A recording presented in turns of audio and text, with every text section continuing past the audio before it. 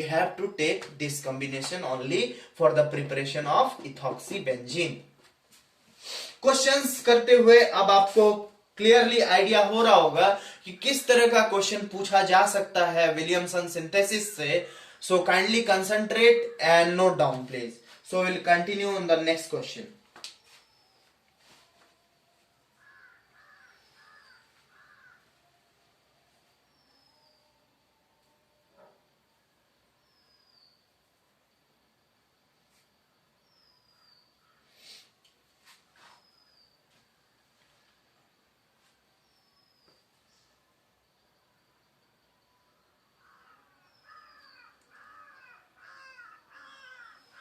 Okay, this one is very interesting one. इसको अच्छे से नोट कर लेना, समझ लेना, ठीक है. एंड उसके बाद भी आपको इस बारे में कोई डाउट होती है डबल बॉन्ड कैरेक्टर से रिलेटेड, तो you may put some comments and I will surely respond to it. Okay, now let us continue our discussion to the next question. Next question को करने की कोशिश करते हैं. What is the next question? Let's take up that one. 2-methoxy 2-methyl propane. 2-methoxy 2-methyl propane. 2-methyl propane. ये बनाना है भाई. Williamson synthesis का यूज करते हुए हमें बना के दिखाओ 2-methoxy 2-methyl propane. देखो, है तो सिंपल, चीजें बहुत सिंपल है, लेकिन हमको समझ के चलना पड़ेगा. देखो, पहले तो बात है, यहां देखो दो चीजें दिख रही. यहां मिथाइल प्रोपेन दिख रहा है, यहां हमें क्या दिख रहा है, मिथॉक्सी दिख रहा है. बात समझ में आया. एक तरफ कार्बन का चेन जो होगा वो सिर्फ एक ही कार्बन एटम कैरी कर रहा होगा, और दूसरी तरफ मिथाइल प्रोपेन 3 कार्बन की चेन और एक मिथाइल ब्रांचिंग. अब दिमाग लगाओ थोड़ा. We have to think, right. What you have to think? You have to think that alkyl group जो कि alkyl halide में होता है वो लेस हिंडर्ड होना चाहिए. तो लेस हिंडर्ड कहां पे होगा बेटा, ये होगा. इसका मतलब alkyl halide हमें इसी तरह का लेना होगा. तो हम सीधे सीधी क्या करेंगे, CH3Br. काम हो गया कि नहीं हो गया, देखो आराम से. CH3Br लिया. अब आते हैं, देखो मिथाइल प्रोपेन की बात हो रही है ना. पहले तो 3 कार्बन के चेन को देख लो, CH3, राइट. CH हो जाएगा ये, and this will be CH3. क्योंकि यहां पे हमें एक ब्रांचिंग डालना है, तो यहां पे हो जाएगा मिथाइल प्रोपेन. अभी भी तो ये हुआ नहीं है, लेकिन यहां पे तुमको याद रखो कि क्या करना होगा हमें, O-Na+, मतलब एल्काइल हैलाइड के साथ साथ क्या लेना होता है हमको, sorry, this hydrogen will not be there since it will disturb the valency of the carbon. Now it's all right. तो देखो, एल्काइल हैलाइड के साथ किसका रिएक्शन कराना होता है, सोडियम एल्कोक्साइड का. अब देखो, अगर तुम इसको उल्टा कर दिए होते तो पूरा पासा ही पलट जाता. फिर तो क्या होता है, एलिमिनेशन हो जाता है. बात समझ रहे हो कि नहीं समझ रहे हो? Just try to understand. अगर ये मेरा एल्काइल ग्रुप यहां होता हेलोजन के साथ, तो क्या करता, फिर CH3O- जाके यहां से हाइड्रोजन को निकालता, एलिमिनेशन हो रहा होता. ठीक है. I will try to make you understand if you are not understanding. Already एक एग्जांपल दिया है मैंने विलियमसन सिंथेसिस के टाइम पे, फिर भी मैं कोशिश करूंगा. अब ये आराम से ये रिएक्शन पॉसिबल होगा. और देखो, जब रिएक्शन होगा तो क्या बनेगा, CH3OC,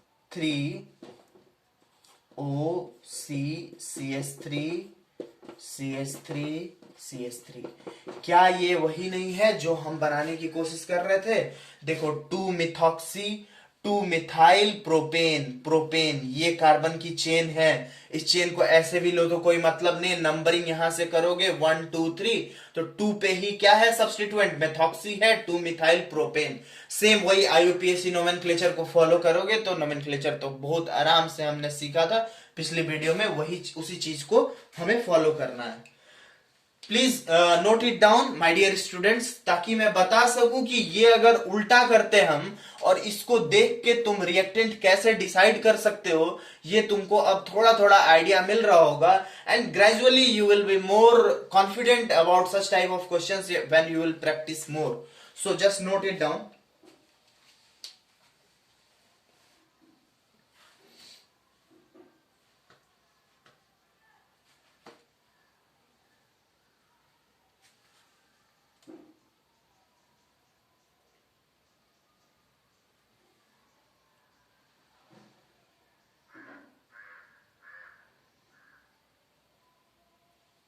ओके,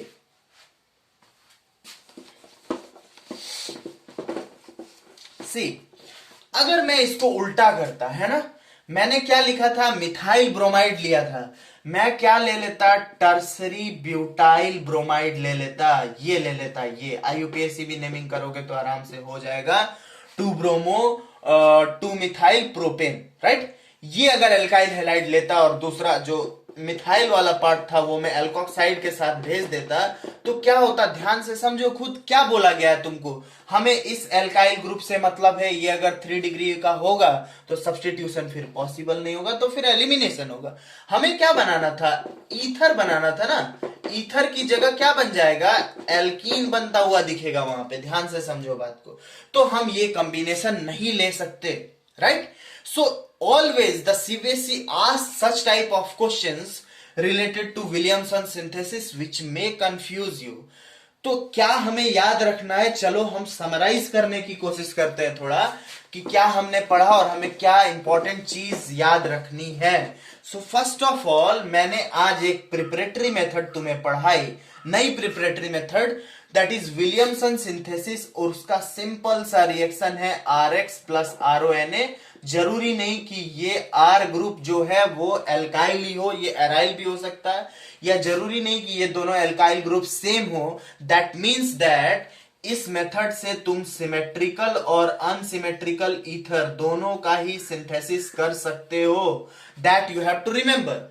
दूसरी बात तुम्हें क्या याद रखनी है कि यहां पे जो एल्कोक्साइड आयन है ये अटैक करता है इस कार्बन पे, इस एल्काइल ग्रुप पे, ये बॉन्ड टूट जाती है, मतलब सब्स्टिट्यूशन होता है, कैसा, न्यूक्लियोफिलिक सब्स्टिट्यूशन, SN2 अटैक होता है एल्कोक्साइड आयन का, और यहां से निकल के क्या आता है NaX, और मेन प्रोडक्ट जो हमारा बन रहा होता है वो क्या बनता है बेटा, ROR बनता है। ये हमें ध्यान रखना है। जब तुम एराइल ग्रुप वाले के साथ जाओगे तो ये याद रखना कि जब भी हम बेंजीन के ऊपर हेलोजन लगाएंगे तो इस बॉन्ड को तोड़ना डिफिकल्ट होता है, तो तुमको अगर एराइल लेना भी है तो एराइल तुम इस एल्कोक्साइड के फॉर्म में लो, राइट।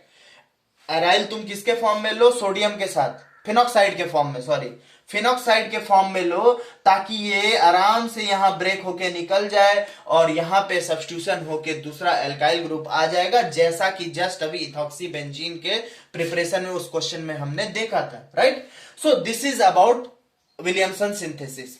क्या जरूरी बात बताया मैंने कि ये SN2 रिएक्शन हो रहा है, और यहां पे हमें याद रखना है कि जो एल्काइल हैलाइड का एल्काइल ग्रुप है that should be less hindered, वहां पे स्टेरिक हिंड्रेंस क्या होना चाहिए, कम होना चाहिए, ये चीज को याद रखना, right.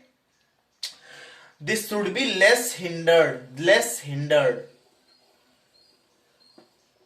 Right. So I hope कि मैंने विलियमसन सिंथेसिस को अच्छे से समझाने की कोशिश की, that part of Williamson synthesis must have reached you.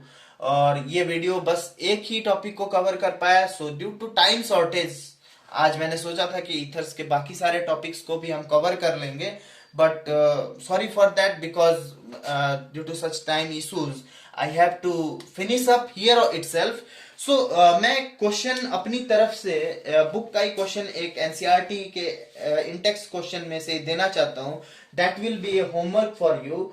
So it is on page number 342 पे एक क्वेश्चन है, और ये सिर्फ विलियमसन सिंथेसिस से ही रिलेटेड है। And don't worry student, as I have promised, मैं रिवीजन वीडियोस लगातार लेके आता रहूंगा इसके बाद भी, as I am getting time, because in the normal weekdays obviously it makes us busy, right?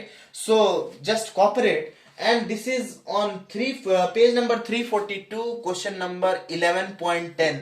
This is a very beautiful question related to Williamson synthesis, so you just try this question. This will be a homework for you, and if you are not understanding then you may comment, or you may contact, and you may put up your doubts in the comment section. And thanks for the previous part of the video, thanks for giving it likes and views. I hope these videos will surely going to help you, and if you have any suggestions, if you have any problems, you can put up in the comment section. Thank you and have a nice day.